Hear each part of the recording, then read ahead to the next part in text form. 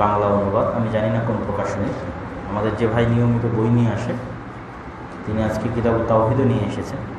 কারো যদি সংগ্রহের প্রয়োজন হয়, দার্স শেষে তার কাছ থেকে সংগ্রহ করে নিতে পারবে পরবর্তীতে সুবিধার জন্য। তো সেই ধারাবাহিক কিতাব তাওহীদের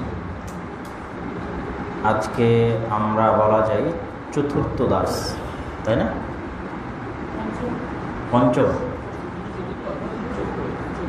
চতুর্থই হবে। প্রথম একদিন ইলমের গুরুত্ব, তারপরের একদিন জীবনী, তারপরে একদিন দার্স, আজকে দার্স, চতুর্থ দার্স।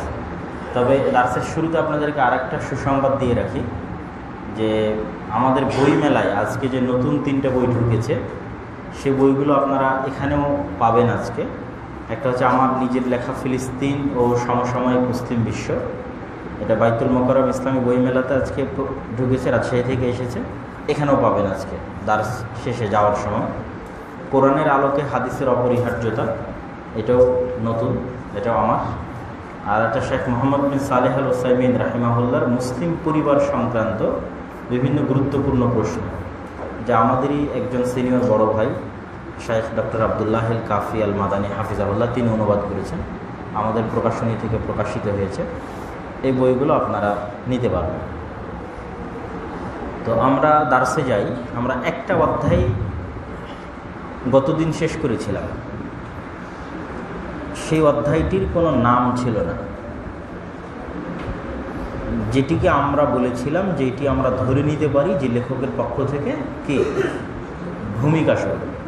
যেহেতু সম্মানিত লেখক আলাদা কোনো ভূমিকা লেখেননি, আর যেহেতু এই অধ্যায়ের কোনো নামকরণও তিনি করেননি, সেহেতু এটিকে আমরা ভূমিকা ধরে নিতে পারি।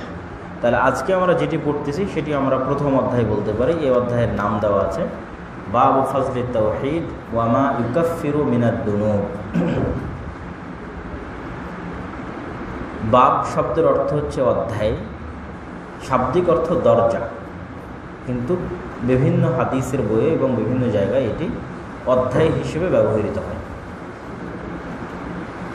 বাবু ফাজলিত তাওহীদ, তাওহীদের ফজিলত, ওয়া মা ইউকাফিরু মিনাদ দুনুব, আর তাওহীদ কি কি গুনাহকে মাফ করে দেয় তার বর্ণনা। তাহলে এই অধ্যায়ে দুটো বিষয়, তাওহীদের ফজিলত এবং তাওহীদ কি কি গুনাহকে মাফ করে দেয়। ওয়া কাউলিল্লাহি তাআলা আল্লাযীনা আমানু ওয়া লাম ইয়ালবিসু ঈমানাহুম বিযুলমিন উলাইকা লাহুমুল আমনু ওয়া হুম মুহতাদুন। সূরা আনআমের 82 নম্বর আয়াত এটি। জি, সূরা আনআমের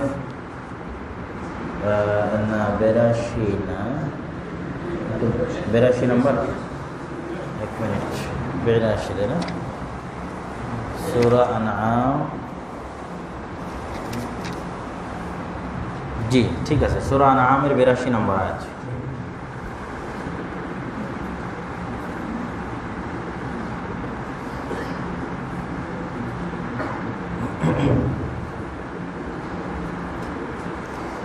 এই আয়াতের যে ধারাবাহিকতা, আগে আয়াতটার শাব্দিক অনুবাদ করি, তারপর আয়াতটার বিষয়ে সাহাবীদের প্রশ্ন বলি, এবং আয়াতটার ধারাবাহিকতা অনেক আগে থেকে কোরআনে যেটা দেখা যাচ্ছে আর কি। আয়াতটার শাব্দিক অনুবাদ হচ্ছে আল্লাযীনা আমানু, যারা ঈমান আনয়ন করেছে, ওয়ালাম ইয়ালবিসু, এবং সংমিশ্রণ করেনি, ঈমানাহুম, তাদের ঈমানের সাথে, বিজুলমিন, কোনো জুলমকে, কোনো অত্যাচারকে শাব্দিক অনুবাদ করতেছে। যারা ঈমান আনয়ন করেছে এবং তাদের ঈমানের সাথে কোনো জুলমের সংমিশ্রণ ঘটায়নি, উলাইকা লাহুমুল আমনু, তাদের জন্যই নিরাপত্তা আছে দুনিয়াতে এবং পরকালে, সম্পূর্ণরূপে নিরাপদ তারা, ওয়া হুম মুহতাদুন, আর তারাই হেদায়াত প্রাপ্ত। তো এই আয়াত যখন অবতীর্ণ হয় তখন সাহাবীদের জন্য এটি অনেক কঠিন হয়ে দাঁড়ায়। সাহাবীরা জিজ্ঞেস করলেন যে, হে আল্লাহর নবী, আমাদের মধ্যে এমন কে নাই যে জুলম করে না? জুলম করে না বলতে রব্বানা যালামনা আনফুসানা ওয়া ইল্লাম তাগফির লানা ওয়া তারহামনা, প্রত্যেকটা গুনাহই হচ্ছে জুলম। প্রত্যেক গুনাহকে কি বলা আছে? জুলম। রব্বানা যালামনা আনফুসানা, হে আল্লাহ, আমরা জুলম করেছি, মানে কি করেছি? গুনাহ করেছি। আর এই গুনাহটাকে বলা হয় নিজের নাফসের সাথে জুলুম। স্বাভাবিক জীবনে আমরা যে গুনাহগুলো করি এটাকে কিসের সাথে জুলুম বলা হয়? নিজের নাফসের সাথে জুলুম। আমি আরেকজনের উপর কোনো অত্যাচার করিনি, কিন্তু আমি আমার নাফসের উপর অত্যাচার করেছি। ওই জন্য ওই আয়াতের অনুবাদ ওইটি যে রব্বানা যালামনা আনফুসানা, হে আমাদের প্রতিপালক, আমরা আমাদের নাফসের উপর অত্যাচার করেছি। তো সাহাবীরা রাসূলুল্লাহ সাল্লাল্লাহু আলাইহি ওয়াসাল্লামকে জিজ্ঞেস করলেন যে আমাদের মধ্যে এমন কে নাই যে জুলম করে না? তখন উত্তরে রাসূলুল্লাহ সাল্লাল্লাহু আলাইহি ওয়াসাল্লাম এটি ব্যাখ্যা করে দিলেন যে এখানে জুলম দ্বারা উদ্দেশ্য হচ্ছে শিরক। জুলম দ্বারা উদ্দেশ্য কি? শিরক। তাহলে কোনো ব্যাখ্যাই যদি আমাদের মনে না থাকে, তাহলে এই আয়াতের এতটুকু ব্যাখ্যা মনে রাখতে হবে যে যারা ঈমান আনয়ন করেছে আর তাদের ঈমানকে কিসের সাথে সংমিশ্রণ ঘটায়নি? শিরকের সাথে। কিসের সাথে সংমিশ্রণ ঘটায়নি? শিরকের সাথে। তাহলে এখানে জুলম মানে স্বাভাবিক জীবনে আমরা তো সকাল সন্ধ্যা উঠতে বসতে গুনাহ করছি, তাই না? তো সেই গুনাহ উদ্দেশ্য না, এখানে কি উদ্দেশ্য? শিরক উদ্দেশ্য। যারা ঈমান আনয়ন করেছে এবং তাদের ঈমানকে সংমিশ্রণ ঘটায়নি শিরকের সাথে, উলাইকা লাহুমুল আমন, তাদের জন্য পূর্ণ নিরাপত্তা। তো এখানে যে উদ্দেশ্য শিরক, তা আগের আয়াতগুলোর ধারাবাহিকতায় প্রমাণ করে। আপনি আগের আয়াতের যদি ধারাবাহিকতা দেখেন, ওয়াইদ ক্বালা, আমি সংক্ষেপে বলে যাচ্ছি, ওয়াইদ ক্বালা, আয়াত নাম্বার ৭৪ থেকে যদি শুরু করি, ওয়াইদ ক্বালা ইব্রাহিম লি আবিহি আযর, যখন ইব্রাহিম তার পিতা আযরকে বলল তুমি মূর্তিগুলোকে রব বানিয়ে নিয়েছো, আর আমি ইব্রাহিমকে আসমান এবং জমিনের অনেক গোপন রহস্য জানিয়ে দিয়েছি। ফালাম্মা জান্না আলাইহিল লাইলু, যখন রাত অন্ধকার হয়ে গেল, ইব্রাহিম তারকাকে দেখলো, বলল এটি আমার প্রতিপালক। তারকা ডুবে গেল, বলল আমি যারা ডুবে যায় তাদের ভালোবাসি না। চন্দ্র দেখলো, বলল এটি আমার প্রতিপালক। চন্দ্র ডুবে গেল, বলল আমার প্রতিপালক যদি আমাকে হেদায়েত না দেয় আমি পথভ্রষ্ট হয়ে যাব। সূর্য দেখলো, বলল এটি তো সবার চেয়ে বড়, এটি আমার প্রতিপালক। যখন সূর্য ডুবে গেল তখন কি বলল? ইয়া কওমি, হে আমার জাতি, ইন্নি বারি, আমি সব কিছু থেকে মুক্ত, মিম্মা তুশরিকুন, তোমরা যত কিছুর ইবাদত করো। ইন্নি ওয়াজ্জাহতু ওয়াজহিয়া লিল্লাযী ফাতারাস সামাওয়াতি ওয়াল আরদা হানিফা, আমি আমার মুখমণ্ডলকে একমাত্র সন্নিবেশিত করছি, মনোনীত করছি, নিবেদিত করছি সেই প্রতিপালকের জন্য যিনি আসমান জমিন এবং তার মধ্যে যা কিছু আছে, এই চন্দ্র নক্ষত্র সূর্য সব কিছু যিনি সৃষ্টি করেছেন। হানিফা, নিষ্কলুষ নিরঙ্কুশভাবে, কোনো প্রকার সংমিশ্রণ ছাড়া শিরকের। ওয়া মা আনা মিনাল মুশরিকিন, আর আমি মুশরিকদের অন্তর্ভুক্ত নই। ওয়াহাজ্জাহু কওমুহু ক্বালা আতুহাজ্জুনি ফিল্লাহি ওয়া ক্বাদ হাদানি ওয়ালা আখাফু মা তুশরিকুনা বিহি ইল্লা আন ইয়াশা রাব্বি শাইআ ওয়াসি'a রাব্বি কুল্লি শাইইন ইলমা আফালা তাযাক্কারুন। তখন ইব্রাহিম আলাইহিস সালাতু ওয়াস সালামের কওম তার সাথে তর্ক বিতর্ক শুরু করল। ইব্রাহিম আলাইহিস সালাম বললেন, তোমরা কি আমার সাথে আল্লাহর বিষয়ে তর্ক করতে চাও, যে আল্লাহ আমাকে হেদায়েত দান করেছে? আর জেনে রাখো, তোমরা যার শিরক করো আমি তাদেরকে বিন্দুমাত্র ভয় পাই না। ঠিক আছে। তারপর তিনি বলেন, ওয়াকাইফা আখাফু মা আশরাকতুম ওয়ালা তাখাফুনা আন্নাকুম আশরাকতুম বিল্লাহ, বলছে আমি কিভাবে তোমরা যে সমস্ত জিনিসের ইবাদত করে শিরক করতেছ, ওই সমস্ত সত্তাকে আমি কিভাবে ভয় পেতে পারি যেখানে তোমরা ভয় পাচ্ছ না আল্লাহ সুবহানাহু ওয়া তাআলাকে, এমত অবস্থায় যে তোমরা আল্লাহ সুবহানাহু ওয়া তাআলার সাথে শিরক করতেছ। মানে আমি যদি এখন সামারি বলি যে আমি তোমার মা কালী, মা দুর্গা, এদেরকে কেন ভয় পাবো, অথচ তোমাদের ভয় পাওয়া উচিত যে তোমরা এদের মাধ্যমে কার সাথে শিরক করতেছো? আল্লাহর সাথে শিরক করতেছো। তো তোমরা যার ইবাদত করো আমি তাদের ভয় পাই না। ফাইউল ফারিকাইনি আহাক্কু বিল আমনি ইন কুনতুম তা'লামুন, তাহলে তোমরাই বলো আমাদের উভয় পক্ষের মধ্যে কে বেশি নিরাপত্তা প্রাপ্ত, ভয় থেকে কে বেশি মুক্ত।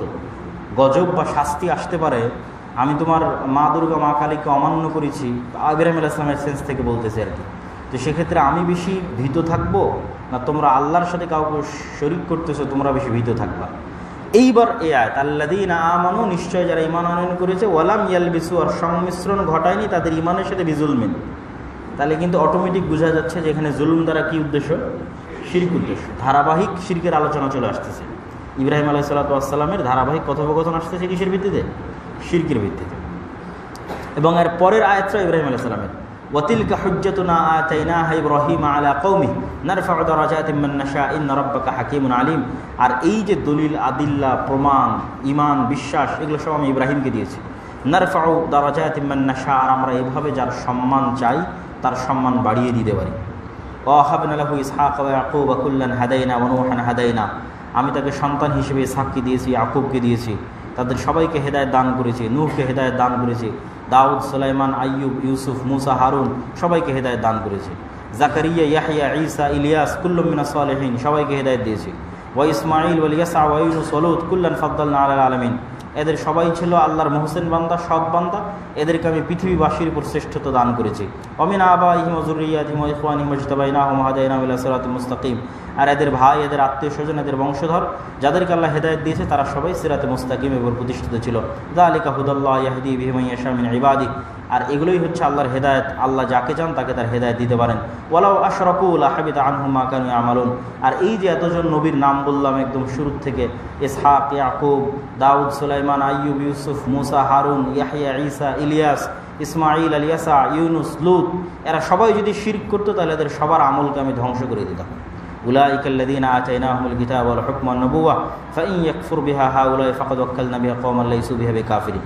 এই তো ধারাবাহিক কোরআনের এই আয়াতের আগের এবং পরের যতগুলো আয়াত ছিল, মোটামুটি 10-15টা আয়াত আমরা পড়লাম, যা এই আয়াতের মেসেজকে আরও স্পষ্ট এবং আরও পরিষ্কার এবং আরও স্বচ্ছ করে তুলে ধরে। যে আগের আলোচনাও শিরকের, পরের আলোচনাও শিরকের। আগের আলোচনাগুলো ইব্রাহিম আলাইহিস সালামের, পরের আলোচনাগুলো ইব্রাহিম আলাইহিস সালামের পরবর্তীতে যারা উত্তরসূরি আসছে, পূর্বে চলে গেছে, যারা শিরক মুক্ত ছিল, সিরাত মুস্তাকিমের উপর ছিল তাদের। এবং এটাও স্পষ্ট করা আছে যে এতগুলো নবী যদি শিরক করতো, আল্লাহ কী করতো? তাদের আমলকে ধ্বংস করে দিত। তাহলে এই আয়াতে যে কথাটি বলা হচ্ছে, এই কথাটি শতভাগ বিশুদ্ধ, যে যারা আজকেও ঈমান আনয়ন করেছে তাদের ঈমানকে শিরক মুক্ত রাখতে পারেনি, তাদের আমলও কী হয়ে যাবে? ধ্বংস। তাহলে ঈমানকে শর্তযুক্ত করা হয়েছে শিরক মুক্ত রাখার সাথে। তাহলে সেই ঈমানটা কার্যকরী, সেই ঈমানটা গ্রহণযোগ্য। যে ঈমান কি মুক্ত? শিরক মুক্ত ঈমান। আমরা চলে যাই তার পরের হাদিসে। আমরা জানি যে আমাদের লেখক, সম্মানিত লেখক, কোনো ব্যাখ্যা বিশ্লেষণ করেন না, কোরআনের আয়াত এবং হাদিস। তারপরের হাদিস, আন উবাদা ইবনে সামিত রাদিয়াল্লাহু তাআলা আনহু আন্নাহু قال رسول الله صلى الله عليه وسلم। উবাদা বিন সামিত রাদিয়াল্লাহু তাআলা আনহু থেকে বর্ণিত, তিনি বলেন রাসূলুল্লাহ সাল্লাল্লাহু আলাইহি ওয়াসাল্লাম বলেছেন, মান শাহিদা আল্লা ইলাহা ইল্লাল্লাহ ওয়াহদাহু লা শারীকা লাহ, যে ব্যক্তি সাক্ষ্য দিবে যে আল্লাহ ব্যতীত ইবাদতের যোগ্য কোনো মাবুদ নেই, 1, 2 লা শারীকা লাহ, আল্লাহর কোনো শরীক নাই, ও আন্না মুহাম্মাদান আবদুহু ওয়া রাসূলুহু, 3 মুহাম্মদ আল্লাহর বান্দা এবং তার রাসূল সাল্লাল্লাহু আলাইহি ওয়াসাল্লাম, 4 ওয়া আন্না ঈসা আবদুল্লাহি ওয়া রাসূলুহু ওয়া কালিমাতুহু আলকাহা ইলা মারইয়াম ওয়া রূহুম মিনহু, আর ঈসা আলাইহিস সালাতু ওয়াস সালাম আল্লাহর বান্দা, আল্লাহর রাসূল, আর আল্লাহর কালেমা, যেই কালেমা আল্লাহ মারিয়াম আলাইহিস সালাতু ওয়াস সালামের ভিতরে নিক্ষেপ করেছেন অথবা ফুঁকে দিয়েছেন বা পাঠিয়েছেন। তাহলে 4টে গেল। ওয়াল জান্নাতু হাক্কুন, এবং বিশ্বাস করবে, সাক্ষ্য দিবে জান্নাত সত্য। ওয়ান নারু হাক্কুন, বিশ্বাস করবে, সাক্ষ্য দিবে জাহান্নাম সত্য।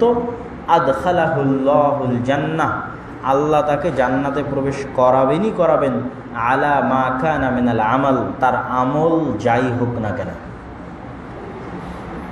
তো এই হাদিসের তেমন কোনো ব্যাখ্যা লাগবে না, শুধু একটা অংশের ব্যাখ্যা লাগবে, যে ঈসা আলাইহিস সালাতু ওয়াস সালাম আল্লাহর কালেমা, এটি দ্বারা কী উদ্দেশ্য? এই কথা কোরআনে বহু জায়গায় আল্লাহ সুবহানাহু ওয়া তাআলা বলেছেন। তো প্রায় সকল মুফাসসিরিন কিরাম এই বিষয়ে একমত, যেখানে কালিমা দ্বারা আল্লাহ সুবহানাহু ওয়া তাআলা যে কুন ফায়াকুন, এই কুন বলার মাধ্যমে পৃথিবীতে অসংখ্য কিছু সৃষ্টি করেছেন। এবং আল্লাহ সুবহানাহু ওয়া তাআলা যখন কোনো কিছু সৃষ্টি করতে চান তখন কি বলেন? কুন বলেন। তো ঈসা আলাইহিস সালাতু ওয়াস সালামকেও আল্লাহ সুবহানাহু ওয়া তাআলা এই কুন কালেমা দ্বারাই কি করেছেন? সৃষ্টি করেছেন। এবং ঈসা আলাইহিস সালাতু ওয়াস সালামের রূহও ওই সমস্ত রূহের অন্তর্ভুক্ত যে সমস্ত রূহের জগতে আল্লাহ সুবহানাহু ওয়া তাআলার নিকটে আলাস্তু বিরাব্বিকুম ক্বালু বালা, যেমন আমাদের রূহ সেখানে ছিল, আমরা স্বীকৃতি দিয়েছি, হ্যাঁ আমরা আপনাকে রব হিসেবে মেনে নিই। ঈসা আলাইহিস সালামও সেই আল্লাহ সুবহানাহু ওয়া তাআলার কাছে স্বীকৃতি দিয়েছেন। এবং তিনিও আদম আলাইহিস সালাতু ওয়াস সালামের সন্তান। আদম আলাইহিস সালাতু ওয়াস সালামের পাঁজর থেকে যতগুলো রূহকে, যতগুলো সন্তান থেকে বের করা হয়েছে, তার মধ্যে তিনিও একজন সন্তান। তাহলে তিনি এই দিক থেকে স্পেশাল কিছু নন, যেই দিক থেকে খ্রিস্টানরা ধারণা করে যে যেহেতু মারিয়াম আলাইহিস সালাতু ওয়াস সালামের কোনো হাজব্যান্ড ছিল না এবং বৈধভাবে তার কোনো বিবাহ হয়নি, সেহেতু ইহুদিদের নিকটে তিনি নাউজুবিল্লাহ ওয়াল ইয়াজবিল্লাহ, তিনি ব্যভিচারী, নাউজুবিল্লাহ, যেটি পবিত্র কোরআন তাকে অপবাদ থেকে মুক্তি দিয়েছে। এবং পবিত্র কোরআনে তার পক্ষে, তার পবিত্রতার পক্ষে সম্পূর্ণ সূরা অবতীর্ণ হয়েছে এবং মারিয়াম আলাইহিসসালাতু ওয়াসসালামের বিস্তর ঘটনা পবিত্র কোরআনে তুলে ধরা আছে। তাহলে এই দৃষ্টিকোণ থেকে খ্রিস্টানরা এবং মুসলমানেরা অন্তত এতে একমত যে মারিয়াম আলাইহিসসালাতু ওয়াসসালাম কি পবিত্রা এবং আল্লাহ সুবহানাহু ওয়া তাআলার মনোনীত এবং সম্মানিত। আর দ্বিতীয় কোথায় দ্বিমত, তারা খ্রিস্টানেরা বিশ্বাস করতে গিয়ে বাড়াবাড়ি করতে করতে তাকে কি বানিয়ে ফেলেছে, তাকে বায়োলজিক্যাল দুনিয়া থেকে বের করে দিয়েছে, তাকে সম্পূর্ণরূপে নাউজুবিল্লাহ আল্লাহ সুবহানাহু ওয়া তাআলার সন্তান বানিয়ে দিয়েছে। কিন্তু কোরআন যেটা বলছে যে না, উনি আদম আলাইহিসসালাতু ওয়াসসালামের বায়োলজিক্যাল সন্তান। পার্থক্য এতটুকু কি, আল্লাহ সুবহানাহু ওয়া তাআলা আদম আলাইহিসসালাতু ওয়াসসালামকে পিতা এবং মাতা ছাড়া সৃষ্টি করেছেন, আর ঈসা আলাইহিসসালাতু ওয়াসসালামকে পৃথিবীতে পাঠিয়েছেন কি ছাড়া, পিতা ছাড়া, কুন ফায়াকুনের মাধ্যমে। আর রূহ ওই রূহই, যেই রূহ আদম আলাইহিসসালাতু ওয়াসসালামের বংশধরদের রূহ আল্লাহর দরবারে আত্মসমর্পণ করেছিল, সেই রূহ যেখানে সারা পৃথিবীর মানুষের রূহ ছিল। সুতরাং মুহাম্মদ সাল্লাল্লাহু আলাইহি ওয়াসাল্লামের সাথে বা অন্য নবীদের সাথে ঈসা আলাইহিসসালাতু ওয়াসসালামের আদম আলাইহিসসালামের সন্তান হওয়ার দৃষ্টিকোণ থেকে বা আল্লাহ যে সমস্ত রূহ সৃষ্টি করেছিলেন সেই সমস্ত রূহ হওয়ার দিক থেকে কোনো পার্থক্য নাই। পার্থক্য এতটুকুই, অন্য নবীদেরকে আল্লাহ সুবহানাহু ওয়া তাআলা পিতা মাতার মাধ্যমে দুনিয়াতে নিয়ে এসেছেন, আদম আলাইহিসসালাতু ওয়াসসালামকে পিতা মাতা ছাড়াই দুনিয়াতে নিয়ে এসেছেন, আর ঈসা আলাইহিসসালাতু ওয়াসসালামকে পিতা ছাড়া শুধু মাতার মাধ্যমে দুনিয়াতে নিয়ে এসেছেন। তাহলে এখানে কোন কালেমাটা কার্যকরী হয়েছে, আল্লাহ সুবহানাহু ওয়া তাআলার কোন, এই কালেমাটি কার্যকরী হয়েছে আল্লাহ সুবহানাহু ওয়া তাআলা কোন বলার মাধ্যমে, জিবরাইলের মাধ্যমে। ঠিক যেভাবে অন্য আর 10টা মায়ের পেটে রূহ ফুঁকে দেওয়া হয় সন্তানের জন্য, ঠিক সেভাবে আল্লাহ সুবহানাহু ওয়া তাআলা জিবরাইলের মাধ্যমে রূহ দিয়েছেন। আচ্ছা, তো এইরকম লা ইলাহা ইল্লাল্লাহর ফজিলতে যত হাদিস আসবে, প্রত্যেকটা হাদিসে আমাদের একটা জিনিস মনে রাখতে হবে, আরও আসবে। যেমন এই হাদিসটা যদি আমরা ধরি, যে সাক্ষ্য দিল আল্লাহ ব্যতীত কোনো মাবুদ নেই, আল্লাহর কোনো শরীক নেই, তার আমল যাই হোক না কেন আল্লাহ সুবহানাহু ওয়া তাআলা তাকে জান্নাতে দিবেন, আসলো না? তাহলে এই লা ইলাহা ইল্লাল্লাহর সাথে আল্লাহ তাকে যে কোনো অবস্থাতে জান্নাতে দিবেন, এর জন্য 100% শতভাগ একটা শর্ত লাগবে, সেটা হচ্ছে শিরক মুক্ত। তা এই শিরক মুক্ত শর্তটা কি থেকে আসতেছে? লা ইলাহা ইল্লাল্লাহর অর্থ যে সত্যিকারভাবে অন্তরে বিশ্বাস করে, ইখলাসের সাথে, ইয়াকিনের সাথে সে শিরক করতে পারে না। এবং আগের আয়াতেও সেই জিনিসটি তুলে ধরা হয়েছে। তাহলে যে লা ইলাহা ইল্লাল্লাহ বলবে বিল ইয়াকিন এবং শিরক করবে না, তার আমল যাই হোক না কেন, টুডে অর টুমরো সে কোথায় যাবে? জান্নাতে যাবে। সুতরাং এই জাতীয় যত হাদিস আসবে, প্রত্যেকটা হাদিসের অর্থ এটি যে তার লা ইলাহা ইল্লাল্লাহ হতে হবে কি মুক্ত? শিরক মুক্ত। যেমন আরো একটা হাদিস আসতেছে, ওয়ালাহুমা ফি হাদিস ইতবান। লাহুমা মানে হচ্ছে তাদের দুইজনের। বইয়ে আরেকটি হাদিস আছে, কাদের দুইজনের? ইমাম বুখারী আর মুসলিম। ওয়ালাহুমা ফি হাদিস ইতবান, তাদের দুইজনের বইয়ে আরেকটি হাদিস আছে, মানে বুখারী মুসলিমে আরেকটি হাদিস আছে, ফাইন্নাল্লাহ হাররামা আলান নারি মান ক্বালা লা ইলাহা ইল্লাল্লাহ ইয়াবতাগি বিযালিকা ওয়াজহাল্লাহ। আল্লাহ সুবহানাহু ওয়া তাআলা ওই ব্যক্তির জন্য জাহান্নামকে হারাম করে দিয়েছেন যে ব্যক্তি আল্লাহর সন্তুষ্টির উদ্দেশ্যে লা ইলাহা ইল্লাল্লাহ বলবে। তার জন্য আল্লাহ কি হারাম করে দিয়েছেন? জাহান্নামকে হারাম করে দিয়েছেন। তাহলে এখানেও কি অর্থ দাঁড়াবে? সে লা ইলাহা ইল্লাল্লাহ বলবে কি অবস্থায়? শিরক মুক্ত অবস্থায় সে লা ইলাহা ইল্লাল্লাহ বলবে, এবং শিরক মুক্ত অবস্থায় তার মৃত্যুবরণ হবে। যেটা আরও অন্যান্য হাদিসে এসেছে, মান মাতা ওয়া লাম ইউশরিক বিল্লাহ, যে ব্যক্তি মারা গেল এবং আল্লাহর সাথে কি করলো না? শিরক করলো না। তো তার কালিমা লা ইলাহা ইল্লাল্লাহর উপর মারা গেল এবং শিরক করলো না, দাখালাল জান্নাহ, সে জান্নাতে যাবে।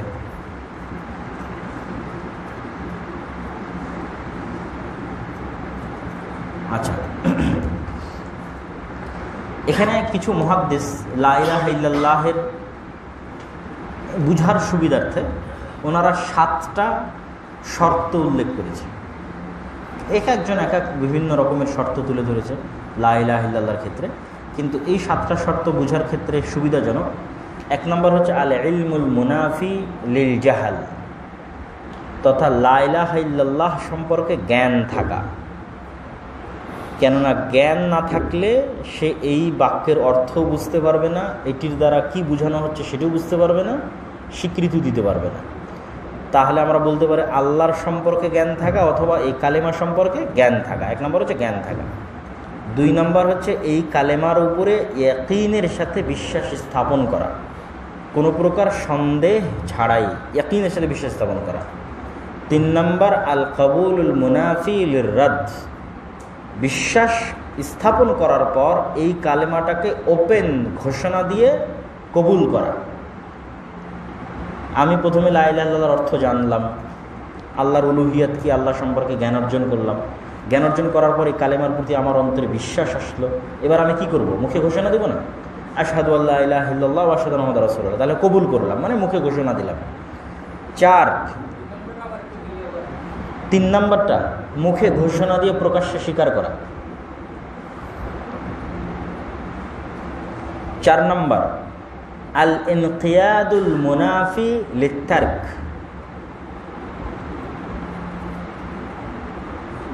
এই কালেমার প্রতি আমল করা, মানে এই কালেমার তো একটা দাবি আছে, সে দাবি অনুযায়ী সে আমল করবে। তো এই কালেমার উপর দাবি অনুযায়ী আমল হতে পারে যখন আল্লাহকে ইলাহ হিসেবে বিশ্বাস করবে, তখন আল্লাহর আদেশ নিষেধ সে মানবে, সেটাই তো তার প্রকাশ পাবে যে সে আল্লাহ সুবহানাহু ওয়া তাআলার আদেশ নিষেধ মানছে কিনা। 5, এই কালেমার বিষয়ে মুখলেস থাকা। মুখলেস থাকা মানে কোনো প্রকার শিরকের সংস্পর্শিত না হওয়া, যেমনটা আল্লাহ ইব্রাহিম আলাইহিস সালাতু ওয়াস সালামের ক্ষেত্রে বলেছে হানিফান মুসলিমা, যে উনি হানিফ কেন, উনি যাবতীয় শিরক থেকে মুক্ত থেকে এটির উপর নিজেকে শক্ত রেখেছেন। তাহলে কয়টা গেল? 5 গেল। 6 এবং 7 এই কালেমার ব্যাপারে সত্যবাদী হওয়া এবং এই কালেমার প্রতি ভালোবাসা স্থাপন করা ও তার বিপরীত জিনিসের প্রতি ঘৃণা স্থাপন করা অন্তরে। এই কালেমার সাথে সত্যবাদী হওয়া, এই কালেমার প্রতি ভালোবাসা স্থাপন করা এবং এই কালেমার বিপরীত জিনিসের প্রতি কি স্থাপন করা? ঘৃণা স্থাপন করা।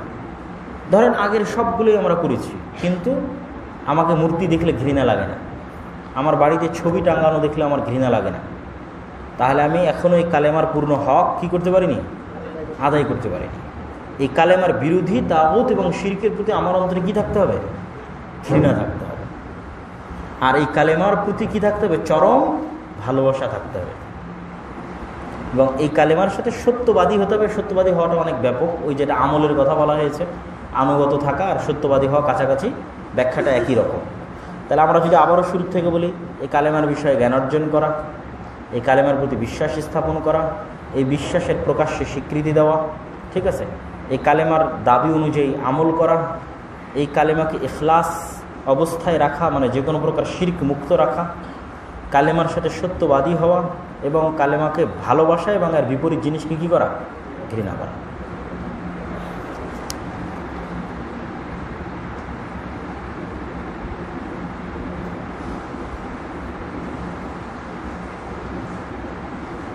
এবার আমরা চলে যাই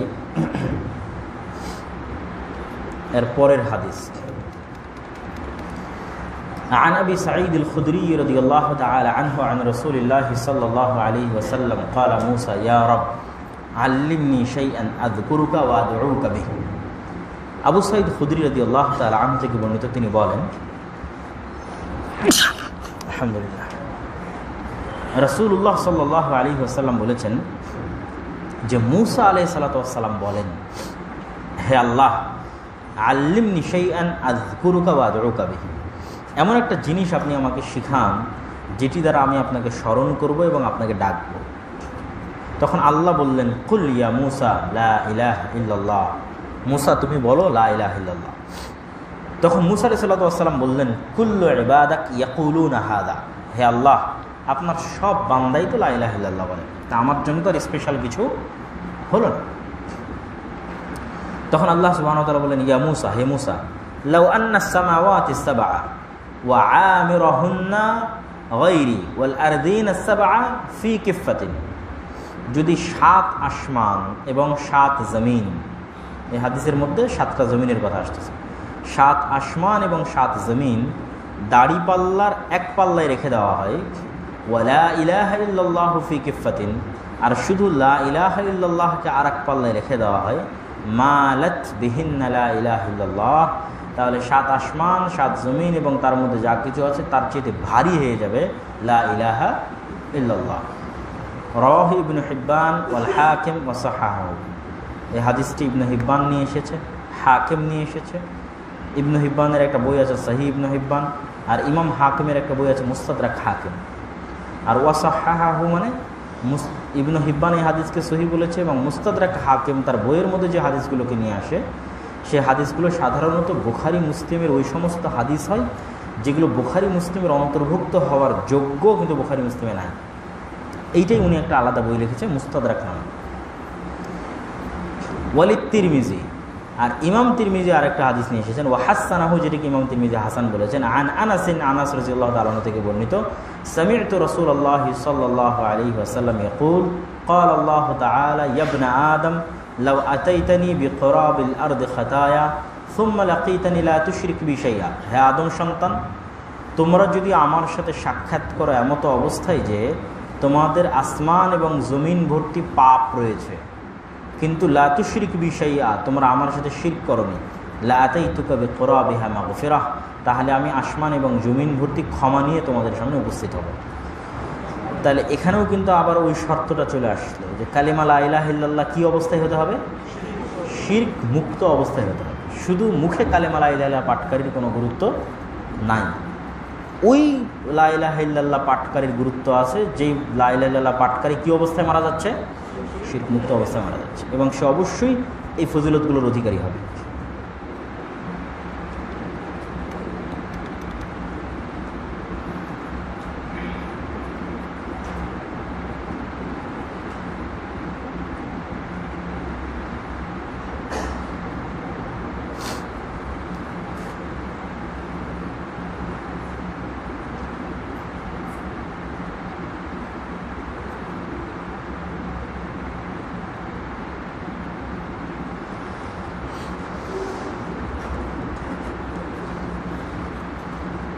এবার এই অধ্যায় মোটামুটি শেষ, তবে এই অধ্যায় থেকে নির্গত কিছু মাসলা মাসাইল, মানে এত এই হাদিস এই কোরআনের আয়াতগুলো থেকে কিছু মাসলা মাসাইল যা অনেকেই লিস্ট করেছে, আমি জাস্ট এমনি কিছু কিছু যেগুলো গুরুত্বপূর্ণ সেগুলো পড়ে যাই এবং অনুবাদ করি। যার কাছে যেটা গুরুত্বপূর্ণ মনে হবে সে সেটা নোট করতে পারে।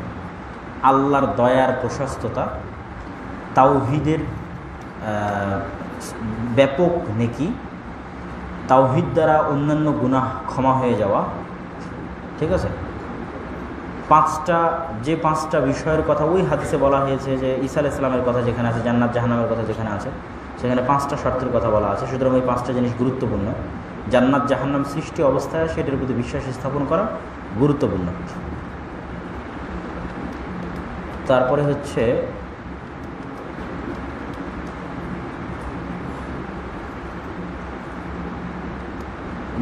লা ইলাহা ইল্লাল্লাহর দাড়িপাল্লায় 7 আসমান এবং 7 জমিনের চেয়ে ভারী হয়ে যাওয়া, হাদিসের মধ্যে নাস পাওয়া যে 7 আসমানের মতো 7টা জমিন আছে।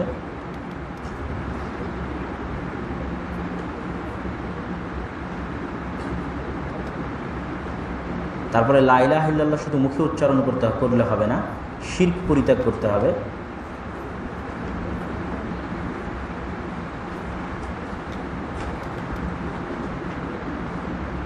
তারপরে ঈসা আলাইহিস সালাতু ওয়াস সালামের রূহ এবং ঈসা আলাইহিস সালামের কালেমা হওয়ার বিষয়ে বর্ণনা।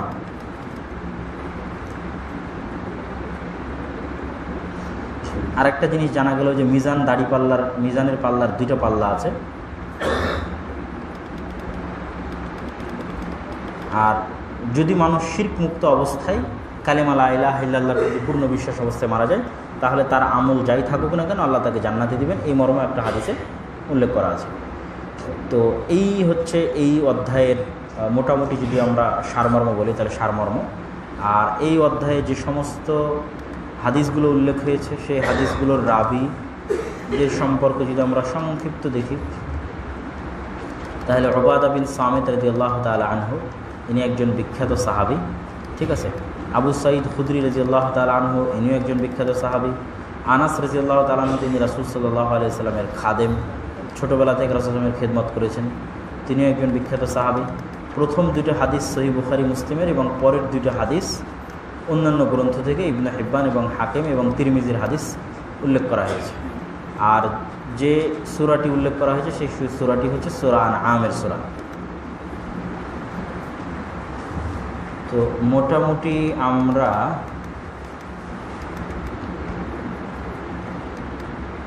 আবু সাঈদ খুদরী রাদিয়াল্লাহু তাআলা আনহুর আসল নাম হচ্ছে সাদ ইবনে মালিক, আর আবু সাঈদ খুদরী ওনার কুনিয়াত, আসল নাম হচ্ছে সাদ ইবনে মালিক।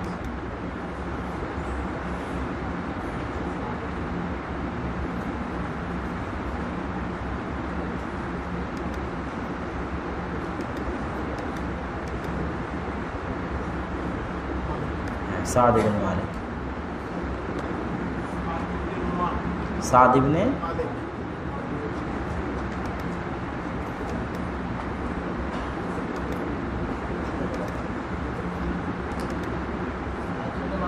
জি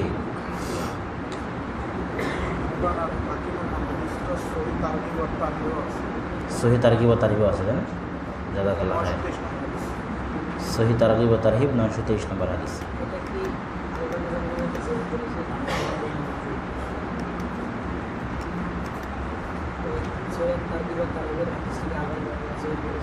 সহিহ তারগিব ওয়া তারহিবে থাকলে তো আলবানী রাহিমাহুল্লাহর সহিহ তারগিব ওয়া তারহিব, ওখানে কি নোটে লেখা আছে? দেখুন,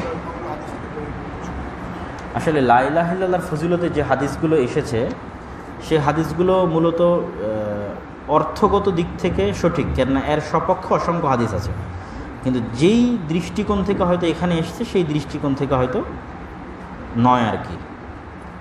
হাদিসটার সানাদ জয়ীফ, কিন্তু হাদিসটি সহিহ তারগিব ওয়া তারহিবের অন্তর্ভুক্ত করা হয়েছে কী জন্য? অর্থগত দিক থেকে বিশুদ্ধ, কেন এই ধরনের অর্থের হাদিস অসংখ্য লা ইলাহা ইল্লাল্লাহর ফজিলতে বর্ণিত হয়েছে।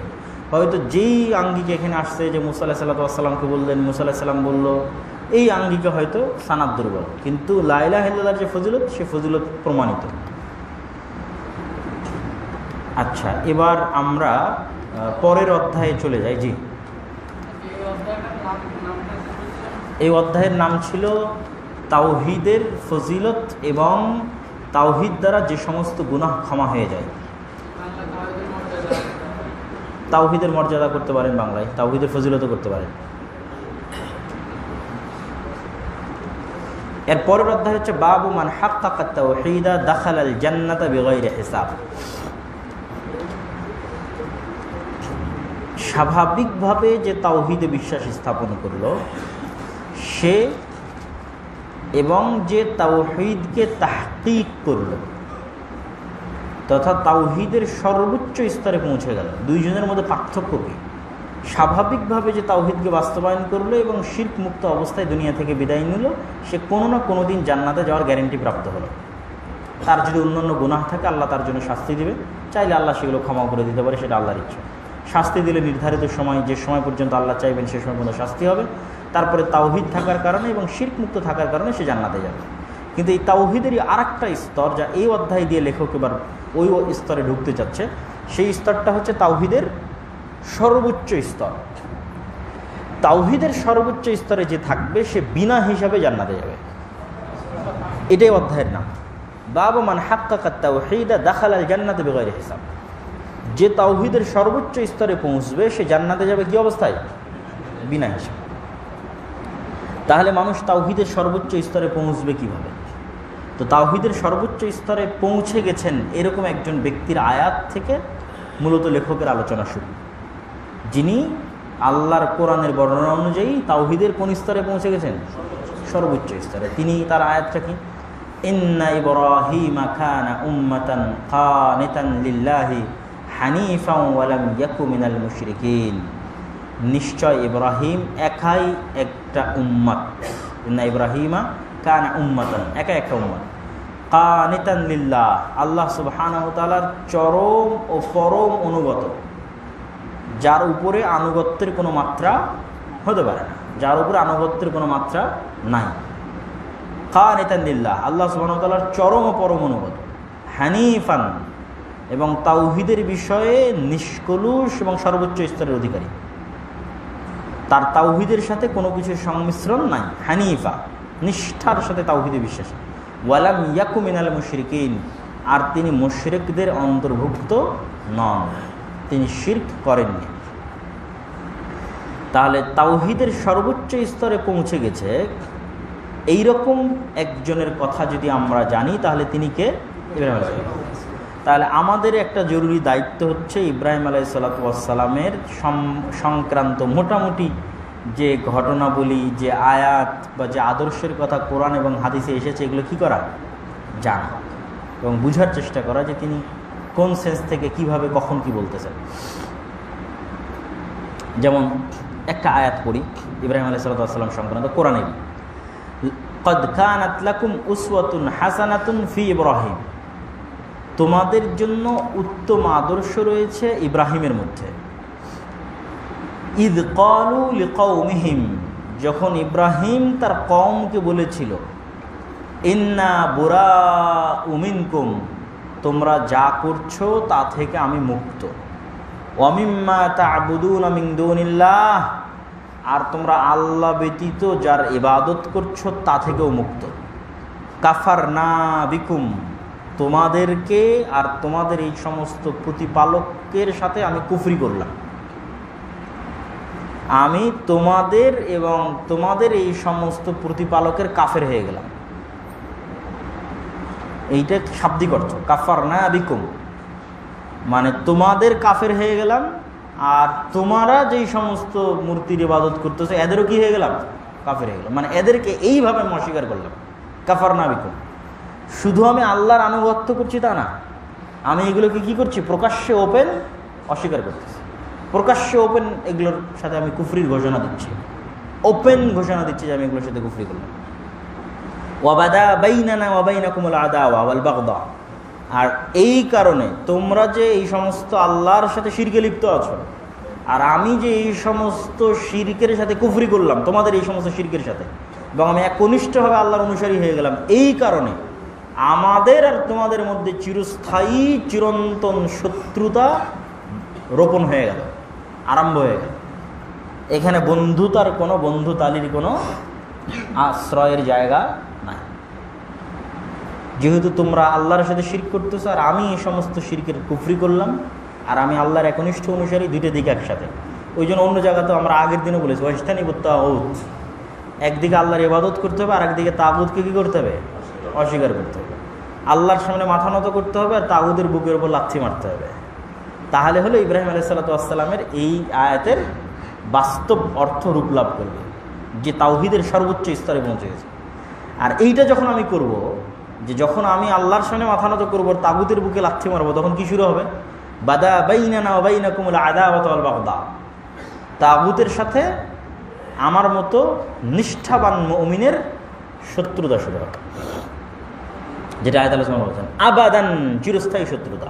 হাত্তা তুমিনু বিল্লাহি ওয়াহদা, এই চিরস্থায়ী শত্রুতা ততদিন থাকবে যতদিন না তোমরা আল্লাহর প্রতি একনিষ্ঠভাবে ঈমান আনয়ন না করতেছো। তাহলে এই আয়াতটাতে ফুটে উঠে ইব্রাহিম আলাইহিস সালামের ঈমানের এবং তাওহীদের লেভেলটা কোন জায়গায় ছিল, এই বাক্যের দ্বারা, যে কাফারনা বিকুম। আমরা অনেকেই আল্লাহর প্রতি ঈমান আনয়ন করতে পেরেছি, কিন্তু তাগুতকে কি করতে পারিনি? অস্বীকার করতে পারিনি, তাগুতের সাথে কুফরি করতে পারিনি, বরং তাগুতের সাথে লিয়াজু মেনটেন করে আমাদেরকে চলতে হচ্ছে।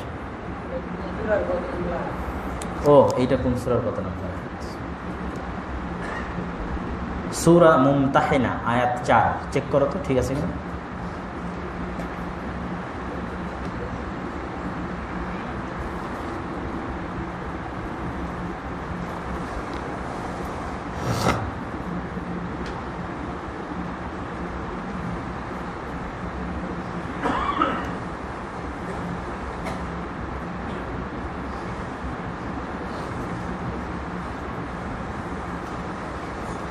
সূরা মুমতাহিনা আয়াত 4।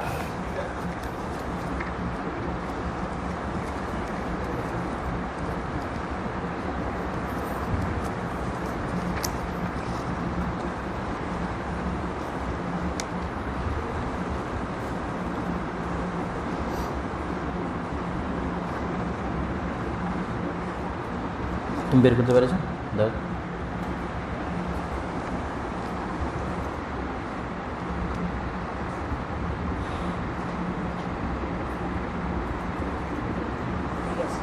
ঠিক আছে।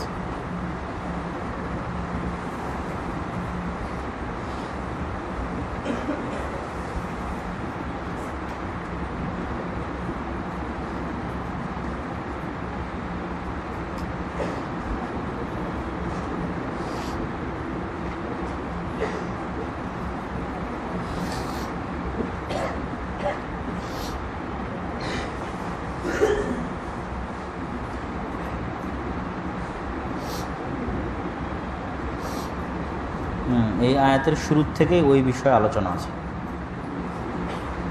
এই আয়াতের শুরুতে আল্লাহ সুবহানাহু ওয়া তাআলা বলছে, ইয়া আইয়ুহাল্লাযীনা আমানু, হে ঈমানদারগণ, এই সূরার শুরুতে, লা তাত্তাখিযু আদুওয়ি ওয়া আদুওয়াকুম আউলিয়া, তোমরা আমাদের শত্রু মানে আমি আল্লাহ আমার শত্রু, ওয়া আদুওয়াকুম তোমাদের শত্রুকে বন্ধু হিসেবে গ্রহণ করো না। ওয়াকাদ কাফারু বিমা জাআকুম মিনাল হাক্কি ইখরুজুনা রাসূলা ওয়া ইয়্যাকুম, যারা আল্লাহর আনিত বিধানকে অস্বীকার করে এবং আল্লাহ রাসূলকে তার দেশ থেকে বের করে দেয় এবং তোমাদেরকে বের করে দেয়।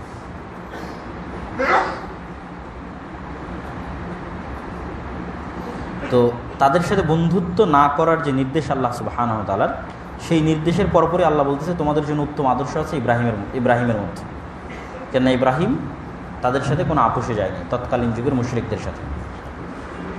এরপরের যে আয়াতটা, এই আয়াতটা আমরা পার হয়ে গেলাম। এরপরে আয়াত হচ্ছে ওয়াল্লাযীনা হুম বিরাব্বিহিম লা ইউশরিকুন। এই আয়াতটা কত নম্বর আয়াত? ওয়াল্লাযীনা হুম বিরাব্বিহিম লা ইউশরিকুন, এটা দেখো সূরাতুল মুমিনুন 59 নম্বর আয়াত। জি বের করো তো হাফেজ সাহেবের সাথে।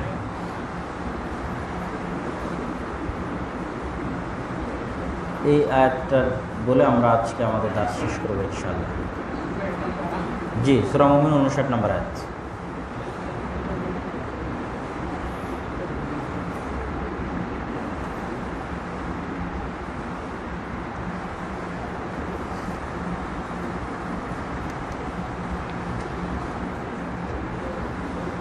والذين هم بآيات ربهم الذين هم من خشية ربهم يشفقون يحسبون أنهم فذرهم في غمرتهم حتى حين فتقطع لديهم فرحون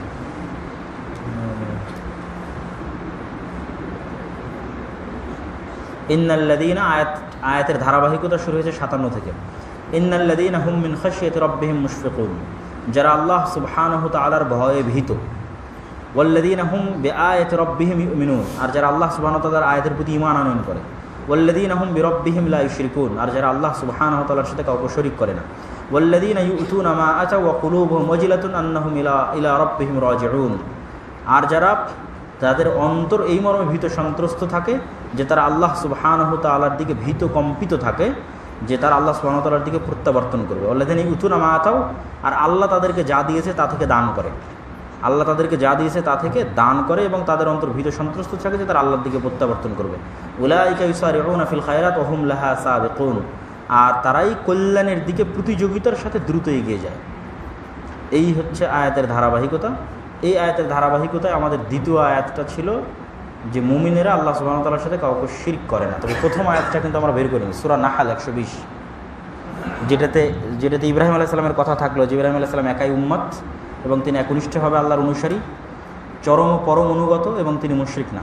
এই আয়াত সূরা নাহলের 120 নম্বর আয়াত, এটা বের করে দাও তো।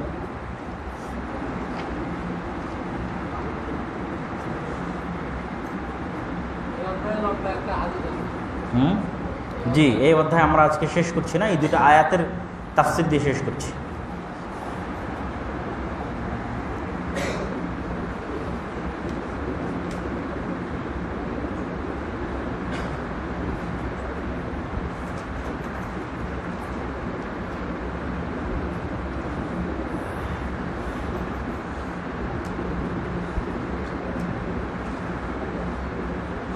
আচ্ছা, এই আয়াতের ধারাবাহিকতায় আল্লাহ বলতেছেন ইন্না ইব্রাহিমা কানা উম্মাতান কানিতান লিল্লাহ, ইব্রাহিম একাই একটা উম্মত, কানিতান লিল্লাহ আল্লাহর চরম অনুগত, হানিফান তাওহীদের বিষয়ে চরম একনিষ্ঠ, ওয়ালাম ইয়াকু মিনাল মুশরিকিন শিরকের সাথে তার কোনো সম্পর্ক নাই, শাকিরান লিআনউমিহি আল্লাহর প্রাপ্ত নিয়ামতের প্রতি সে শুকরিয়া আদায় করে, ইজতাবাহু ওয়া হাদাহু ইলা সিরাতিল মুস্তাকিম আল্লাহ তাকে চয়ন করেছেন, বাছাই করেছেন এবং তাকে সিরাতে মুস্তাকিমের পথ দেখিয়েছেন।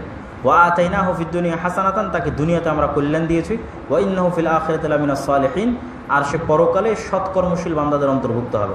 সুম্মা ওয়াহাইনা ইলাইকা, অতঃপর আমি আপনার প্রতি মানে মুহাম্মদ সাল্লাল্লাহু আলাইহি ওয়াসাল্লামের প্রতি ওহী করেছি, এই বাণী পাঠিয়েছি যে আনিত্তাবি মিল্লাতা ইব্রাহিম হানিফা, যে আপনিও ইব্রাহিমের মিল্লাতকে একনিষ্ঠভাবে অনুসরণ করুন। ওয়া মা কানা মিনাল মুশরিকিন, আর ইব্রাহিম মুশরিকদের অন্তর্ভুক্ত ছিলেন না। এই হলো ওই আয়াতের ধারাবাহিকতা, যে আয়াতটা আমরা প্রথমে পড়েছিলাম। তো আমরা যেই অধ্যায়ে আজকে যে অধ্যায়টা হালকা আমরা ব্যাখ্যা করে শেষ করতেছি, পূর্ণ করতেছি না, সেই অধ্যায়টা হচ্ছে তাওহীদের সর্বোচ্চ স্তরে যারা থাকবে তারা কি হবে? বিনা হিসাবে জান্নাতে যাবে। তো এই তাওহীদের সর্বোচ্চ স্তরে পৌঁছে গেছে এরকম একজনের উদাহরণ দিয়ে মূলত এই অধ্যায়টা মুহাম্মদ বিন আব্দুল ওয়াহাব রাহিমাহুল্লাহ শুরু করেছেন। তিনি কে? ইব্রাহিম আলাইহিস সালাম। আর ইব্রাহিম আলাইহিস সালাম তাওহীদের যে সর্বোচ্চ স্তরে পৌঁছেছেন তার আরেকটা আয়াত আমরা অন্য জায়গা থেকে অনুবাদ করেছি, ওটা সূরা মুমতাহানার 4 নম্বর আয়াত ছিল, যে উনি কীরকম শক্ত তাওহীদপন্থী ছিলেন। আর বাকি ইব্রাহিম আলাইহিস সালামের জীবনী আমাদের সামনে আছেই, এবং উনি আল্লাহ সুবহানাহু ওয়া তাআলার কেমন চরম অনুগত এবং পরম অনুগত ছিলেন, আল্লাহ সুবহানাহু ওয়া তাআলার ছোটো থেকে ছোটো আদেশ কীভাবে মান্য করতেন, তার সব কিছু আমাদের সামনে মোটামুটি আমরা জানি। সুতরাং ইব্রাহিম আলাইহিস সালাম হচ্ছে তাওহীদের সর্বোচ্চ স্তরে পৌঁছা ব্যক্তিদের জন্য আদর্শ। আর ওই আয়াতের ধারাবাহিকতায় আমরা দেখলাম যে আল্লাহ আমাদের নবী মুহাম্মদ সাল্লাল্লাহু আলাইহি ওয়াসাল্লামকে আদেশ করতেছে কি, যে তুমি ইব্রাহিমের মিল্লাতকে অনুসরণ করো। কোন দৃষ্টিকোণ থেকে? একনিষ্ঠভাবে তাওহীদের অনুসারী হওয়ার দিক থেকে তুমিও মিল্লাতে ইব্রাহিমের অনুসারী হও। আল্লাহ সুবহানাহু ওয়া তাআলা আমাদেরকে ইব্রাহিম আলাইহিস সালামের আদর্শে আদর্শিত হয়ে, জানি না যে আমরা তাওহীদের সর্বোচ্চ স্তরে পৌঁছতে পারবো কিনা। তাওহীদের সর্বোচ্চ স্তর নিয়ে যে হাদিসটা আছে, হাদিসটা ব্যাখ্যা করতে একটু সময় লাগবে, বেশি সময় লাগবে। তো এই হাদিসটা আমরা ইনশাআল্লাহ আগামী দার্সে ব্যাখ্যা করব, যেখানে উম্মতে মুহাম্মাদের যারা বিনা হিসেবে জান্নাতে যাবে তাদের বর্ণনা দেওয়া আছে, এবং এটা সংক্রান্ত অনেক প্রশ্ন আসতে পারে, অনেক উত্তর হতে পারে। তো আল্লাহ সুবহানাহু ওয়া তাআলা যেন আমাদেরকে ইব্রাহিম আলাইহিস সালামের মতো আদর্শে আদর্শিত হয়ে তাওহীদের সর্বোচ্চ স্তরে পৌঁছার অন্তত চেষ্টা করার জন্য আল্লাহ আমাদের তৌফিক দান করেন। আল্লাহুম্মা আমিন। এগুলো আজকের এই কিতাবুত তাওহীদের এই দার্স এখানেই শেষ করছি। আপনাদের প্রশ্ন উত্তর নিব, এবং বোনদের ওখানেও